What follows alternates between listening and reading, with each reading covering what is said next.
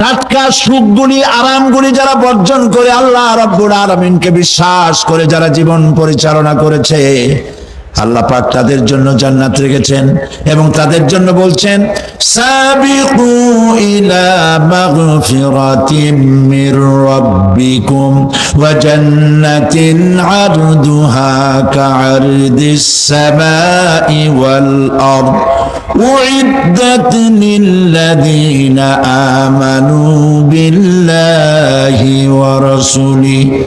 আল্লাহ পাক বলেন প্রতিযোগিতা করো আল্লাহর মাগফিরাত কামনার জন্য আর জান্নাতে যাওয়ার জন্য প্রতিযোগিতা করো, তাহলে আল্লাহ রাব্বুল আলামিন তোমাদেরকে ক্ষমা করবেন আর তোমাদের জন্য এমন জান্নাত দিবেন যেই জান্নাত আকাশের বিশালতার জমিনের বিশালতার মতো। এই জান্নাত চিরস্থায়ী সুখ এবং শান্তির জায়গা হবে। مثل الجنة التي وعد المتقون فيها أنهار من ماء غير آسن وأنهار من لبن لم يتغير طعمه। আল্লাহ পাক বলছেন জান্নাত আল্লাহ পাক ওয়াদা করেছেন মুত্তাকিদের জন্য। আল্লাহ পাক জান্নাত দিবেন যে জান্নাতের ভেতরে রয়েছে মধুর প্রস্রবণ, রয়েছে দুধের প্রস্রবণ, রয়েছে সেখানে স্বচ্ছ পানীয় পানির প্রস্রবণ রয়েছে। এই সুন্দর জান্নাত ঝর্ণা ধারা আল্লাহ পাক সৃষ্টি করেছেন, বাগ বাগিচা দিয়ে ভরে রেখেছেন জান্নাত। সেই জান্নাতে জান্নাত হবে এয়ার কন্ডিশন। কিরকম হবে জায়গাটা? আল্লাহ পাক বলছেন মুত্তাকিনা আলাল আরাইকি লা ইয়ারাউনা ফিহা শামসান ওয়ালা জামহারিরা ওয়া দানিয়াতান আলাইহিম যিলালুহা ওয়া দুল্লিলাত কুতুফুহা তাদলিলা। আল্লাহ পাক এমন জান্নাত রেখেছেন, সেই আল্লাহ পাক সেই জান্নাতের ভিতরে জান্নাতীরা ঠেস লাগায়া মুখোমুখি অবস্থায় তারা সেখানে বসবে, আর জান্নাতীদের মনের মধ্যে কোনো দুঃখ থাকবে না, পেরেশানি থাকবে না। পৃথিবীতে মানুষের দুঃখ থাকে, পেরেশানি থাকে, সেখানে কোনো দুঃখ আর পেরেশানি থাকবে না। সেই জায়গাটা হবে শীতাতপ নিয়ন্ত্রিত, না শীত না গরম, চির বসন্ত বিরাজ করবে। জান্নাতীরা সেখানে থাকবে। এই সুন্দর জান্নাত আল্লাহ পাক রেখেছেন মুত্তাকিদের জন্য। সুবহানাল্লাহ। কাফেরদের জন্য জান্নাত হবে, জাহান্নাম হবে চিরকাল। খালিদিনা ফিহা আবাদান, চিরকাল কাফেররা জাহান্নামে থাকবে। সর্বশেষ যে ব্যক্তি জাহান্নাম থেকে মুক্তি লাভ করবে তাকে আল্লাহ পাক বলবেন, ফেরেশতাদেরকে বলবেন, ও আমার ফেরেশতারা আমার এই বান্দাকে জান্নাত এবং জাহান্নামের মাঝখানে রেখে দাও।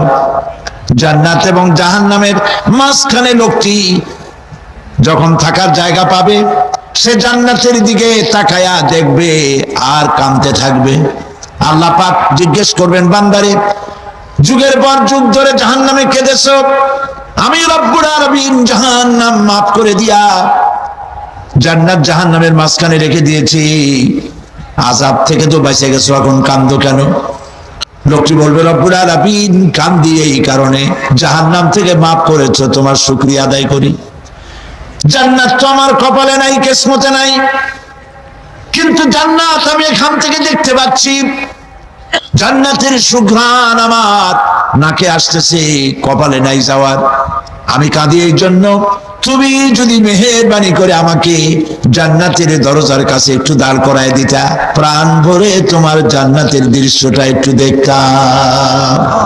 আল্লাহ পাক তার আরজি পূরণ করবেন, বলবেন যাও, ফেরেশতাদের বলবেন এর জান্নাতের দরজার কাছে দাঁড় করায় দাও। জান্নাতের দরজার কাছে দাঁড়িয়ে লোকটি আবার কান্না শুরু করবে। আল্লাহ পাক প্রশ্ন করবেন, এবার কান্দো কেন? লোকটি বলবে, রব্বুল আলামিন কান্দি এই কারণে, জান্নাতের এই দরজায় দাঁড়ায়া জান্নাতের অফুরন্ত নেয়ামত কিছুই ভালো করে দেখা যায় না, শুধু অল্প জায়গা দেখি। যদি তুমি আমারে দয়া করে জান্নাতের মাঝখানে দাঁড় করায় দিতা, চতুর্দিকে তাকায়া তাকায়া দেখা কলিজারে ঠান্ডা বানাইতাম। তবে আমি ওয়াদা করি, জান্নাতের কোন নাজ নেয়ামত, কোন ফল আমি খাবো না, ধরবো না, সইব না। একটুখানি মেহেরবানি করে মাঝখানে দাঁড় করাইয়া দাও, জান্নারে ঠান্ডা করি। আল্লাহ রাব্বুল আলামিন ফেরেশতাদের বলবেন, আমার এই বান্দারে জান্নাতের মাঝখানে দাঁড় করাইয়া দে। আল্লাহর নবী বলেন, জান্নাতের মাঝখানে দাঁড়িয়ে লোকটি আগের চাইতে আরো জোরে চিৎকার মেরে কাঁদতে থাকবে। আল্লাহ পাক বলবেন, বান্দারে কি হলো তোর? দরজার কাছে আসতে চাইছিলে, আইনা দিলাম। আবার এবার মাঝখানে আসতে চাইছো, তাও এনে দিয়েছি। আবার কান্দো কেন? লোকটি বলবে, রব্বুল আলামিন, এবার কান্দি এই জন্যে তুমি যখন দয়া করে একটিবার জান্নাতের মাঝখানে এনে আমাকে দাঁড় করায় দিয়েছো।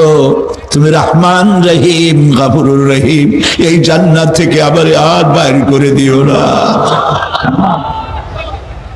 আল্লাহ রাব্বুল আলামিন বলবেন, ও আমার বান্দারে, আমার এই জান্নাত তোর খুব পছন্দ হয়েছে নাকি? লোকটি বলবে, রব্বুল আলামিন, কলিজা ঠান্ডা হয়ে গেছে, ভাবতেও পারি নাই জান্নাত এত সুন্দর। আল্লাহ পাক বলবেন, বান্দারে, এরকম একটি নয়, দুইটা নয়, তোর জন্য আমি 10টা জান্নাত এরকম রিজার্ভ করে রাখছি।